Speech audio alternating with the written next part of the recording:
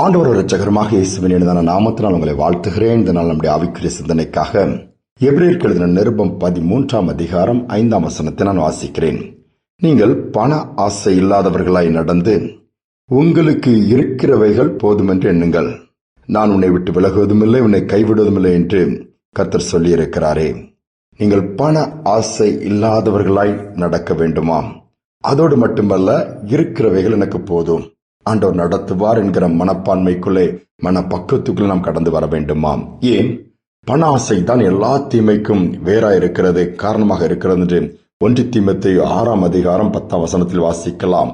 சிலர் அந்த பணத்தை இச்சித்து அதுதான் வாழ்க்கை என்று சொல்லி அதற்காக இரவும் பகலும் ஓடி விசுவாசத்தை விட்டு வழி விலகி திருப்பி தங்களையே உருவ குத்தி தங்களுக்கு வேதனையை வருவித்துக் கொள்கிறார்கள் என்றும் சொல்லுகிறது. வேதத்தில் 2 ராஜாக்களின் புஸ்தகம் 5 அதிகாரத்தை பார்க்கும் பொழுது, எலிசா தீர்க்கதரிசியின் நாட்கள் அது. சீரிய தேசத்திலிருந்து குஷ்டரோகம் நிறைந்த நாகமான் என்கிற படைத்தளபதி வருகிறான். இங்கு வந்து அவரிடம் ஜெபித்தால் கர்த்தருடைய வார்த்தையின் மூலமாய் சுகம் கிடைக்கும் என்கிற அந்த நம்பிக்கையோடு வருகிறான். அந்த எலிசா தீர்க்கதரிசிக்கு ஒரு வேலைக்காரன் உண்டு, கேயாசி என்று சொல்லி. அவன் அங்கு இருக்கிறான். அதே மாதிரி சுகம் கிடைக்கிறது. சுகம் கிடைத்த உடனே தீர்க்கதரிசியை பார்த்து, பொருட்கள் எல்லாம் காணிக்கையெல்லாம் கொடுக்கும்போது எதுவுமே எனக்கு வேண்டாம் என்று சொல்லி அவர் சொல்லிவிடுகிறார். நாகமானும் புறப்பட்டு போகிறார் அவருடைய சேவகர்களோடு கூட. ஆனால் எலிசா தீர்க்கதரிசியின் வேலைக்காரனாகிய கேயாசி, வேதம் சொல்லுகிறது 2 ராஜாக்கள் 5:20, மனமே கேட்கல, நம்முடைய எஜமான் இதெல்லாம் வாங்காம விட்டுட்டாரா, எவ்வளவு காஸ்ட்லி, எவ்வளவு அதிகமான பொக்கிஷங்கள் சொல்லிட்டு நான் வாங்குவேன் என்று அந்த ரதத்தை பின்தொடர்ந்து அதை போய் வாங்குகிறான். அதை வாங்கி தன் வீட்டிலே ஒளித்து வைத்து விட்டு எஜமான் முன்பாக நிற்கிறான். கர்த்தருடைய தீர்க்கதரிசி ஆகிட்டு, எலிசா எங்கு போயிட்டு வருகிறான் என்று கேட்கும் பொழுது இப்படி என்று சொல்கிறார், நான் இங்கேதான் இருக்கிறேன், எங்குமே போகவில்லை. இல்லை, நீ நாகமான் பின்பாக போகும் பொழுது என்னுடைய மனம் உன்னோடு கூட வரவில்லை என்று அதை கண்டுபிடித்து விட்டார். ஆனால் பொருட்கள் வாங்கின சந்தோஷமா மிஞ்சினது இல்லை. நாகமானின் குஷ்டரோகம் குடும்பத்திற்கே வந்து விட்டது. யோசித்து பாருங்கள், பண ஆசை அதனாலதான் நிம்மதியை கெடுக்கிறது, சமாதானத்தை கெடுக்கிறது. இரவும் புகழ ஓடுகிறார்கள். ஒருவேளை பணத்தை சம்பாத்தியம் பண்ண பிறகு தூக்கமே வரமாட்டேங்குது, சந்தோஷமே இல்லையே. பணம் இல்லாத நாட்கள் இருந்த சந்தோஷம் கூட இல்லாமல் போய்விடுகிறது. அந்த எண்ணங்கள் எல்லாம் தூக்கி போட்டுவிட்டு இருக்கிறது போதும் என்று சொல்லவா. ஒரு வியாபாரி தன்னுடைய வியாபாரத்தை முடித்து விட்டு வீட்டிற்கு போகும்பொழுது இருட்டி விட்டது. அங்கு வழியோரமாய் ஒரு மரத்தடியிலே படுத்து தூங்குகிறார். மீதியான விற்காமல் இருந்த பொருட்களை வைக்கிறார். அது பக்கத்திலே பணப்பையும் வைத்து தூங்கிவிட்டு காலையில் அதிகாலையிலே எழுந்து வீட்டிற்கு போகலாம் என்று சொல்லி நடந்து போய்விடுகிறார். அவர் வீட்டுக்கு வந்து பார்த்த பொழுதுதான், ஐயோ, பணப்பை அங்கு வைத்து விட்டோம், பொருட்களை மட்டும் கொண்டு வந்திருக்கிறோம் என்று திரும்பி அங்கு ஓடுகிறார். ஓடும் பொழுது அவர் வைத்த இடத்திலே பணப்பை இல்லை. மனசுல ஒரு கஷ்டம், யாரோ தூக்கிட்டு போயிட்டாங்க.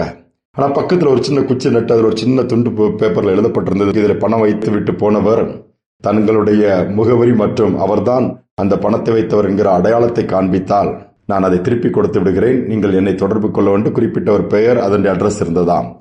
நேராக அந்த முகவரியை பார்த்து அந்த வியாபாரி அங்கு செல்கிறார். அங்கு ஒரு மனிதன் இருக்கிறார்.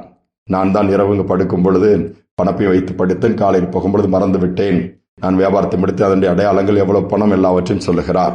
சரி என்று அவர் கண்டுபிடித்து அந்த பணத்தை எடுத்த மனிதனும் அவர் கையிலே பணத்தை கொடுத்து விடுகிறார். இவருக்கு ஒரே ஆச்சரியம், அந்த வியாபாரிக்கு இப்படி உண்மையா இருக்கிறாங்களே, இந்த துண்டு பேப்பர் இல்லைன்னா கண்டுபிடிக்க முடியாது. ஆனால் நான் போய் கேட்கும் பொழுது கொஞ்சம் கூட எடுக்காமல் அப்படி கொடுக்கும்போது அவருக்கு உடனே அந்த வியாபாரிக்கு தோடிச்சு, அந்த பணப்பை நீங்களே வைத்துக் கொள்ளுங்கள். அந்த மனிதன் சொன்னா, இல்லை, எனக்கு பணம் தேவையில்லை, நீங்கள் கொண்டு போங்கள்.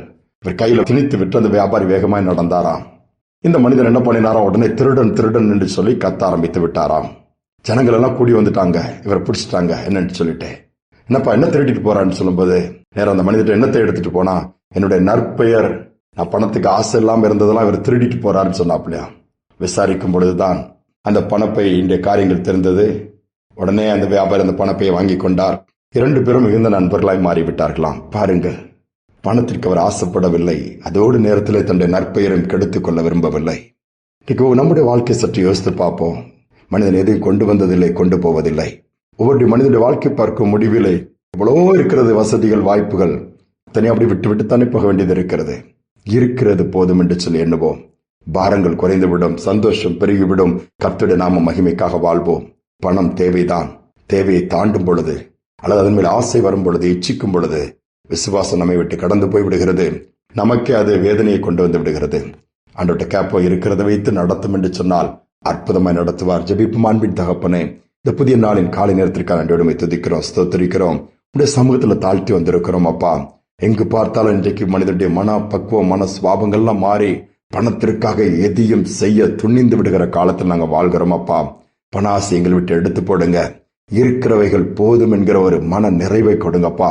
இதை கேட்டுக்கொண்டிருக்க பிள்ளைகள் ஒருவேளை குறைவோடு இருக்கலாம், வசதி இல்லை என்று சொல்லி பார்க்கலாம், கடன் பிரச்சனையில் இருக்கிறேன் என்று சொல்லி, அப்படிப்பட்டவர்களுக்கும் தேவையான பண தேவைகளை சந்தித்து தைரியப்படுத்துங்க. அல்லது பணம் தான் வாழ்க்கை என்று ஓடுகிற பிள்ளைகளுடைய மனநிலையை மாற்றுங்கப்பா. உணரக்கூடிய ஒரு தன்மையை கொடுங்க. எல்லா சூழ்நிலையும் பொருட்படுத்திக் கொள்ளுங்க. நாங்கள் உண்மையுத்தமா இருந்து உண்மை பின்பற்ற உதவி செய்யுங்க. மற்றவருடைய பணத்திற்கு நாங்கள் ஆசைப்படாதபடி, மற்றவருடைய பொருட்களை எச்சிக்காதபடி, வஞ்சிக்காதபடி எங்களை விலைக்கு பாதுகாத்து நாள் முழுவதும் பிரசனத்தால் நிரப்பி நடத்துவீராக. துதிகணமை ஏற்றுக்கொள்ளும் இயேசுவின் நாமத்தில் பிதாவே, ஆமேன் ஆமேன். இருக்கிறவைகள் போதும் என்று சொல்லி நாம் திருப்தியோடு வாழ கற்றுக்கொள்ளுவோம். இயேசுவே நாம் நோக்கி பார்ப்போம். அவர்தான் எல்லாம். வெள்ளியும் பொன்னும் அவருடையது. சகலத்தை சிருஷ்டித்தவர். எல்லாவற்றையும் நிறைவாய் கொடுப்பார்.